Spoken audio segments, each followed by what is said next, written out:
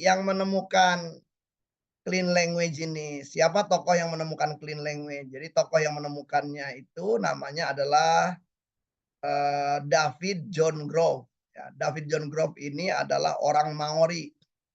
Nah, Maori itu adalah suku bangsa yang ada di Selandia Baru, ya. Dia orang Maori, dia sempat belajar, eee, tentang konseling, ya, tertarik tentang tema-tema konseling, yang kemudian juga dia tertarik juga belajar tentang tema-tema penerbangan gitu ya, jaringan dan segala macam, dan dia sudah meninggal gitu ya, dan dia terpengaruh oleh, 3 tokoh yaitu Milton Erickson, kemudian, ada yang namanya person centered therapy itu Carl Rogers, dan terpengaruh juga oleh Virginia Satir. Nah, dari pertemuan dengan mereka itulah, maka, dia menemukan gitu ya bahwa, tampaknya banyak klien itu justru terganggu gitu ya ketika yang namanya kalimat-kalimat klien itu tidak digunakan atau peristilah klien tidak digunakan. Nah, jadi tokohnya itu adalah David Grove. Nah, David Grove ini adalah orang yang barangkali dalam walaupun hidupnya singkat tapi jumlah jam trainingnya banyak. Jadi ribuan jumlah jam training, bepergian melulu ke mana-mana dia, ya. Kemudian ngadain workshop dari satu tempat ke tempat lain, multinasional lah gitu ya. Nah, dan yang menjadi menarik dari tokoh ini, eee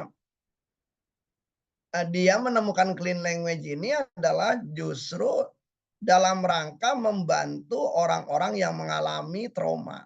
Nah, jadi menarik nih, bagaimana kita bisa ngebantu trauma, ya, tetapi tanpa perlu kita tahu kisah tentang trauma seseorang, hanya justru dengan kalimat saja, ya, dengan ngobrol saja, ya, dengan ngobrol. Jadi kalau tema-tema lain kan, ngobrol tetapi tidak menyentuh tema, kan menarik nih. Nah, jadi orang-orang yang mengalami trauma itu umumnya umumnya menggunakan metafora. Jadi menggunakan analogi untuk menggambarkan pengalaman-pengalaman mereka.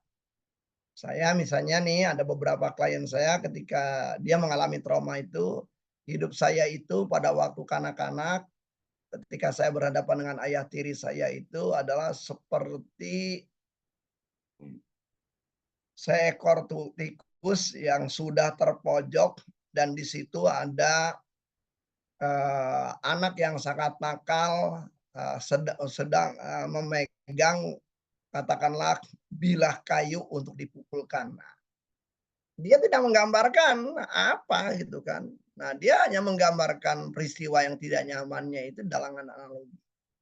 Nah, jadi kalau di dalam clean language itu kita nggak perlu tahu tuh, apa yang membuat dia tidak nyamannya realnya tuh apa, cukup analoginya. Nah, jadi analogi atau metafora itulah yang dieksplorasi, yang diotak-atik. Jadi dengan metaforanya yang diotak-atik, analoginya diotak-atik, analoginya yang diintervensi, maka tema utamanya kelar. Nah, karena sebenarnya yang namanya dinamakan metafora itu kan meta itu kan beyond ya. Jadi pada waktu seseorang itu menganalogikan tadi, saya ibarat tikus, jadi tikusnya itu adalah saya. Terpojok, nah terpojok itu berarti ada gambaran tertentu, dan di situ didatangi oleh seorang anak nakal yang membawa bilah kayu misalnya. Nah itu kan anak nakal itu siapa gitu, itu adalah berarti ya, itu adalah ada semacam kesamaan gitu ya, kesamaan dengan peristiwa yang sebenarnya. Tetapi dia menggambarkan sesuatu adalah dalam bentuk analogi. Jadi kalau analoginya itu kita mampu intervensi, maka tema utamanya pun selesai. Nah jadi, nah berarti di sini, di antara teknik-teknik, psikoterapi kan macam-macam ya teknik psikoterapi itu ada, khususnya untuk trauma, ada naratif exposure terapi misalnya, ada hipnoterapi. Nah kelebihan dari clean language ini adalah memang adalah di kekuatan kata. Jadi kita nyaris tidak menggunakan, di dalam clean language ini kita nyaris tidak menggunakan skrip, tidak menggunakan sugesti, tidak. Kita benar-benar utuh, penuh, hanya memanfaatkan seluruh ide-ide dari klien, yang muncul dari klien, yang muncul dari peristilahan klien. Nah, kira-kira begitu. Nah, berarti di satu titik, ada keunggulan, otomatis itu keunggulannya. Nah, tentunya saja tantangannya kalau kita belajar clean language itu ada di kemampuan kita menyimak.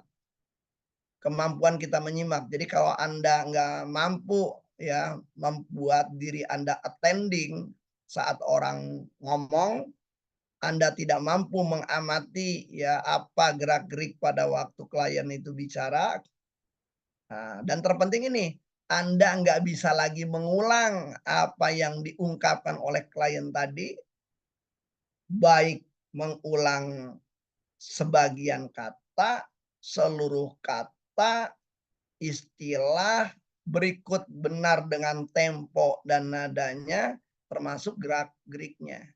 Nah, jadi tantangan bagi kita itu adalah kita perlu cermat sehingga kita bisa mengulang kembali. Nah, karena, hal terpenting dalam clean language itu adalah kemampuan parroting, seperti membeo.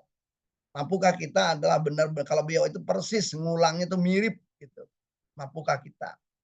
Nah, berarti untuk mampu seperti itu dibutuhkan benar-benar adalah perhatian yang penuh gitu ya, benar-benar mindfulness listening sehingga Anda bisa mengulang kembali.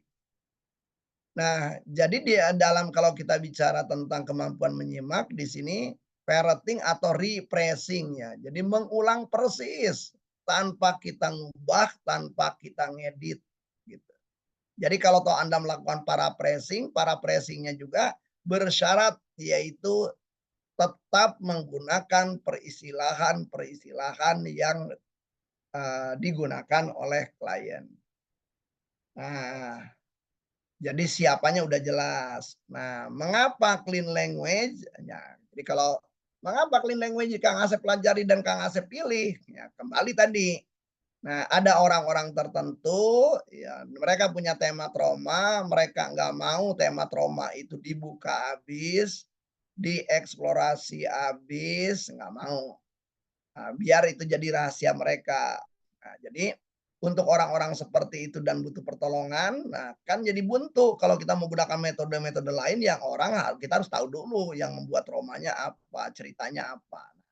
Untuk orang-orang yang seperti itu tentunya saja jadi buntu kalau kita nggak punya teknik yang sebenarnya tidak perlu mengungkapkan traumanya apa.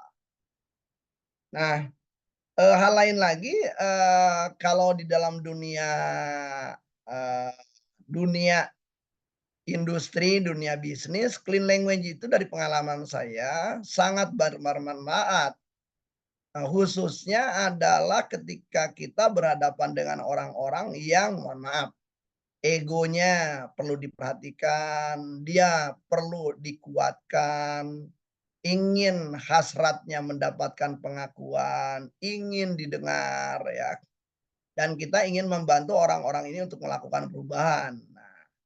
Nah, jadi kan di sini adalah, apalagi kalau orang itu secara power lebih tinggi katakanlah daripada kita. Dirasakan bahwa kemampuan melakukan clean language itu sangat powerful ya untuk